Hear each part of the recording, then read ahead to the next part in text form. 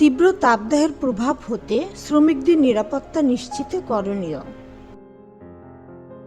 ১. প্রত্যেক কর্মীকে বুনাইয়ের তাপদাহ ও কাজের পরিবেশের সাথে অভ্যস্ত হতে হবে। ২. প্রয়োজন অনুযায়ী দিনের ভিন্ন ভিন্ন সময় কাজ করতে হবে। ৩. তীব্র তাপদাহে কোন ধরনের কাজ ঝুঁকিপূর্ণ তা চিহ্নিত করা। ৪.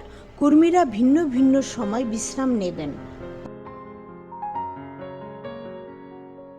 ৫. কর্মীদের জন্য সর্বদা সুপেয় ঠান্ডা পানির ব্যবস্থা রাখতে হবে। প্রয়োজনে স্যালাইন খেতে হবে। আধা লিটার পানি, ১ চিমটি লবণ এবং ১ মুঠো গুড় দিয়ে নিজেই স্যালাইন বানানো যায়। ৬. তাপদাহ থেকে হিটস্ট্রোক হতে পারে।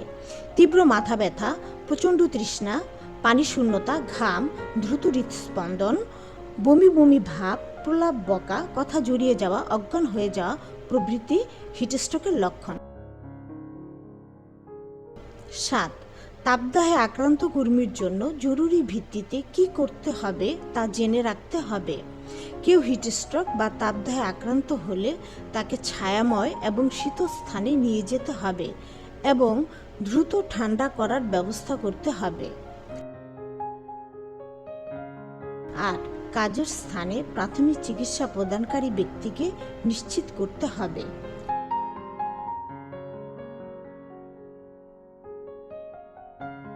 ৯. কর্মীদের ঢিলে ঢালা ও হালকা রঙের পোশাক পরতে হবে। সাথে মাথার ক্যাপ বা হেলমেট পরতে হবে। ক্যাপ বা হেলমেট ছাড়া সরাসরি মাথায় সূর্যের তাপে হিটস্ট্রোকের সম্ভাবনা বেড়ে যেতে পারে।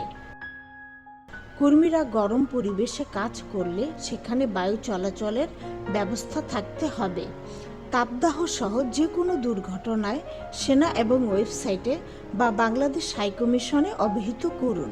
মনে রাখবেন, আপনার নিজের জীবনের স্বার্থেই আপনাকে সর্বাত্মকভাবে নিজের নিরাপত্তা নিশ্চিত করতে হবে।